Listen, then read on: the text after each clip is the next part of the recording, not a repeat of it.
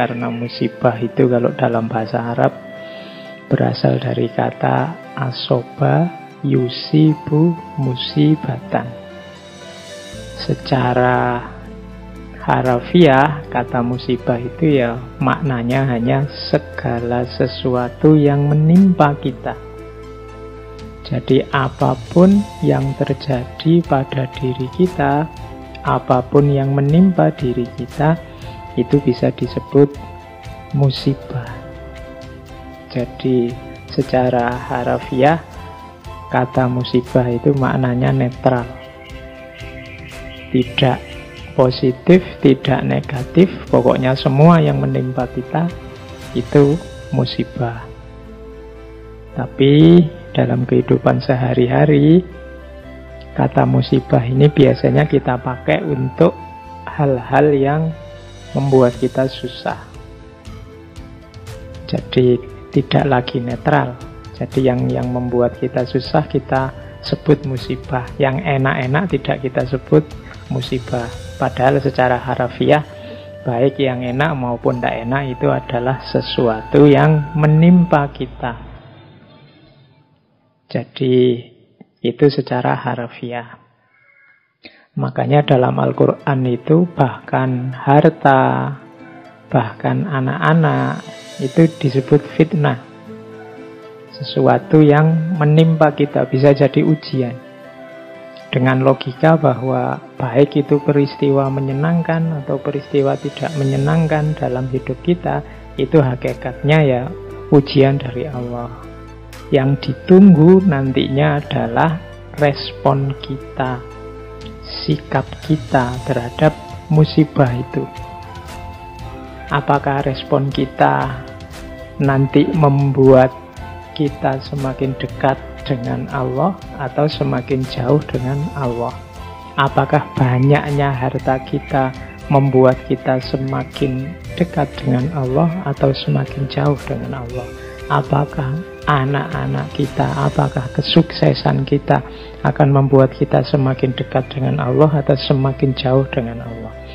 Maka semuanya bisa disebut musibah. Bahkan dulu waktu kita mengkaji Khalifah Umar bin Abdul Aziz, ketika beliau dapat jabatan sebagai khalifah, betapa sedihnya beliau, betapa susahnya beliau, karena jabatan itu dianggap sebagai musibah. Jadi teman-teman, secara harafiah musibah itu berarti sesuatu yang menimpa hidup kita. Kemudian secara konotatif kita biasanya menggunakan kata musibah itu hanya untuk hal-hal yang susah-susah saja.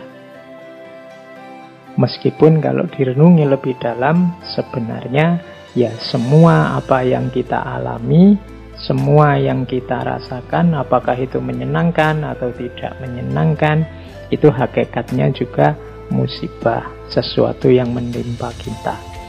Yang penting bukan peristiwanya, tapi respon kita, usaha kita menghadapi peristiwa itu. Jadi ini untuk tema kita bulan ini adalah tema musibah. Nah, di pertemuan yang pertama ini saya mengambil tema bencana alam. Nah, ini agak luar biasa karena bencana ini kan kalau bagi orang Indonesia agak akrab dengan kehidupan manusia Indonesia sejak zaman dulu. Kita yang mungkin sekarang mendengarkan ngaji ini kemungkinan juga mengalami 1-2 kali bencana besar, bencana alam dalam hidup kita. Ada istilah dalam bahasa Inggris yaitu living with the enemy. Jadi hidup bersama musuh. Maksudnya istilah ini sebenarnya mode kita hidup di dunia itu dikelilingi oleh hal-hal yang tidak kita senangi. Antara lain bencana alam. Jadi kita ini hidup bersama macam-macam hal, bersama segala sesuatu yang sebagian besar sebenarnya kita tidak inginkan. Kita hidup bersama virus, kita hidup bersama bencana alam, kita hidup bersama hawa nafsu kita, ambisi kita, dan lain sebagainya. Itu kalau pakai jargon dalam bahasa Inggris disebut living with the enemy. Hidup bersama yang kita musuhi, yang kita tidak inginkan. Tapi ya kasunyataannya memang begitu. Kenyataannya memang begitu. Kita tidak bisa untuk menawar karena memang hidup kita memang seperti itu. Seperti saya bilang di depan, kuncinya bukan bagaimana kita bisa melenyapkan semua musuh, tapi pertama-tama yang penting adalah bagaimana sikap kita, bagaimana respon kita menghadapi the enemy tadi, menghadapi musuh-musuh tadi. Oke, nah makanya ada sebuah quote yang bilang karena kita ini living with the enemy, mau tidak mau di sekeliling kita banyak hal-hal negatif yang tidak kita inginkan. Disitulah rahasia kenapa dunia ini disebut tidak sempurna.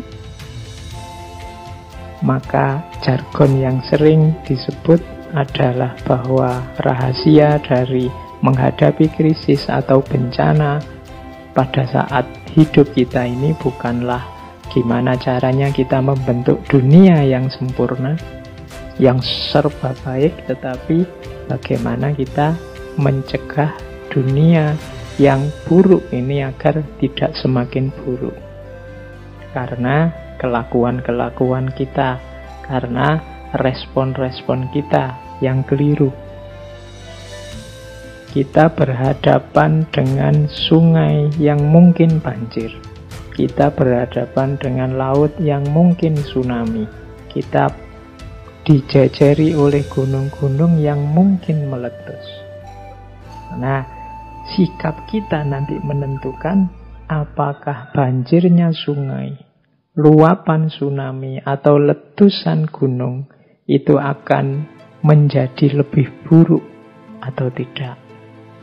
Maka dalam living with the enemy ini ada prinsip yang populer sekali bahwa kuncinya tidak terletak pada bagaimana kita membentuk dunia yang sempurna, tapi bagaimana agar dunia yang tidak sempurna ini tidak semakin buruk.